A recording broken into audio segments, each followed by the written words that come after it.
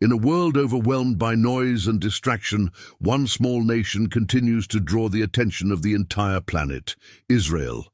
A tiny country, yet it stands at the center of global unrest, spiritual tension, and ancient prophecy. In 2023 and 2024, the world once again turned its eyes to the Middle East. War broke out. Missiles lit up the skies. Tensions reached a boiling point. But what if none of this is random? What if everything we're witnessing today, every explosion, every headline, every political move, was foretold thousands of years ago?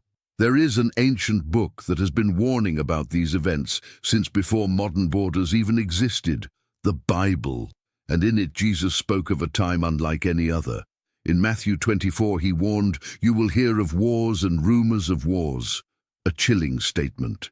But what if he was speaking about our time, right now? What if the prophecies are no longer distant predictions, but present-day realities? This is more than news. It might be the beginning of something far greater and far more terrifying. Stay with me, because once you see the full picture, you'll realize we may already be living in the days the prophets warned us about. They say history repeats itself, but what if some parts of history were never meant to end? Imagine a place that, for thousands of years, has stood at the heart of every great empire, every major conflict, and every divine prophecy. A land where ancient words still echo through the stones and skies. That place is Israel. There's a moment in the Bible, words spoken not by a prophet, but by Jesus himself, that sends chills down the spine. He said, "Nation will rise against nation, and kingdom against kingdom." And then, in a tone that feels almost like a warning wrapped in compassion, he mentioned a very specific city, Jerusalem.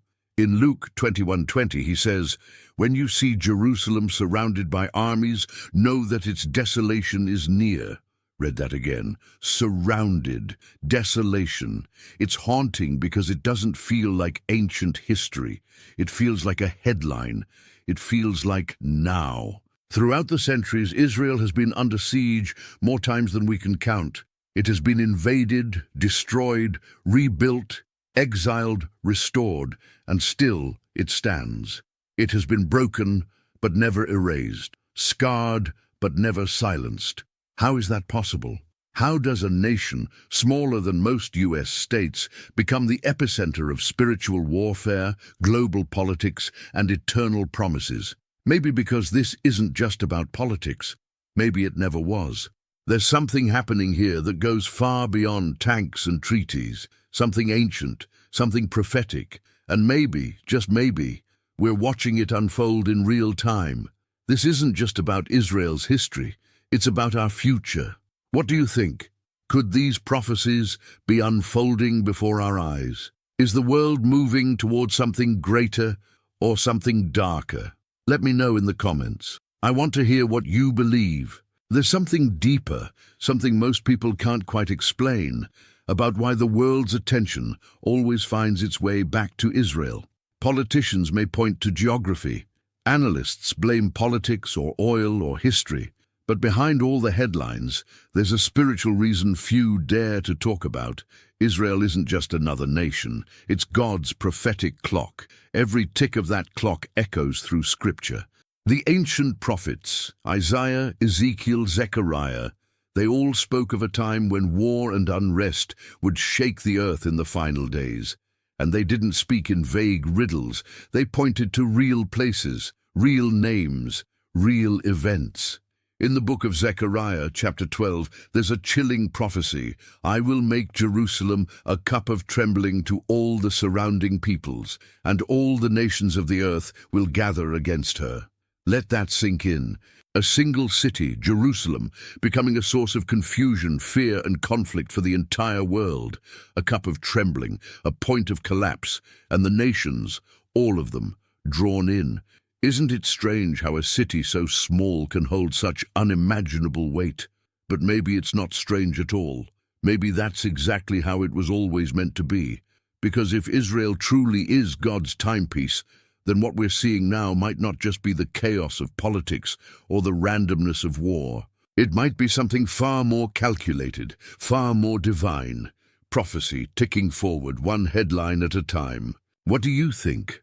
Are these just ancient words, or is something supernatural unfolding right before our eyes? Could it be that we're living in the very moments that generations before us only read about? Let me know in the comments.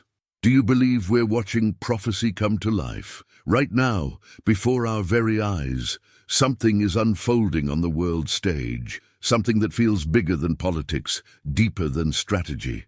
Nations are aligning in ways we've never seen. Old enemies are shaking hands, and in the middle of it all, the people of Israel are once again fighting, not just for territory, not just for peace, but for survival itself. Some might say, it's just another war, a tragic chapter in a long book of conflict. But what if it's not? What if these events are part of something much bigger, something written long before our generation was ever born? Because when we look through the lens of Scripture, one truth keeps resurfacing. The heart of humanity's story, past, present, and future, continues to beat in Israel. The Bible doesn't speak in vague poetry. It speaks with precision. It points to the nations, the signs, and the tensions that would rise in the final days. And over again, it brings us back to one place, Jerusalem, a city that somehow continues to carry the weight of prophecy on its shoulders. Could what we're witnessing today be more than news coverage or political maneuvering? Could it be the pages of prophecy turning right in front of us? These aren't easy questions, but they're questions we can't afford to ignore. So I ask you, are you prepared for what might be coming next? Have you stopped to really consider the signs around us? If this message made you think, even just a little, make sure to subscribe, hit that like button, and share your thoughts down below. I truly want to hear from you. Do you believe we're living in the days of prophecy? There's something in the air, something you can't quite explain, but you can feel it. The headlines flash, alliances shift, and ancient enemies are now standing shoulder to shoulder. While the rest of the world debates politics, Israel stands surrounded, not just by armies or ideologies, but by the weight of prophecy. And right now, the people of Israel are fighting not for conquest, not for dominance, but for the right to exist, to breathe, to remain where they've always belonged. To some, this may look like just another geopolitical struggle, another war in a region that's seen too many, but deep down, a question lingers. What if this isn't just another war? What if this is a part of something far greater, something written thousands of years ago? Scripture has been whispering truths for centuries, waiting for the world to listen. Over and over, it draws our eyes to one place. Israel, a nation that has risen from ashes more than once, a people scattered and gathered again, a land that has faced desolation and yet refuses to vanish. The Bible paints a clear picture. Israel isn't just another country on the map. It is the stage upon which the final scenes of human history may unfold. Prophets like Isaiah, Ezekiel, and Zechariah didn't just speak to their own time. They spoke to ours. They described a world on edge, nations stirring, and Jerusalem becoming the center of global tension. And here we are, watching it all happen, just as it was foretold. So we have to ask ourselves, are we seeing prophecy fulfilled? Is history catching up to what Scripture has already revealed? It's not a comfortable question. It forces us to think beyond the physical, to see the spiritual threads woven through everything happening today. Because if Israel really is God's prophetic clock, then what time is it right now? Are you ready for what comes next? This isn't just about religion or theology.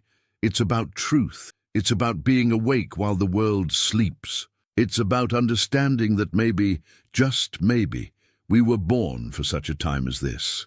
So tell me, what do you think? Do you believe the events we're seeing are simply coincidence? Or is something far greater happening behind the scenes? If this made you stop and reflect even for a moment, then don't forget to subscribe, hit that like button, and drop your thoughts in the comments.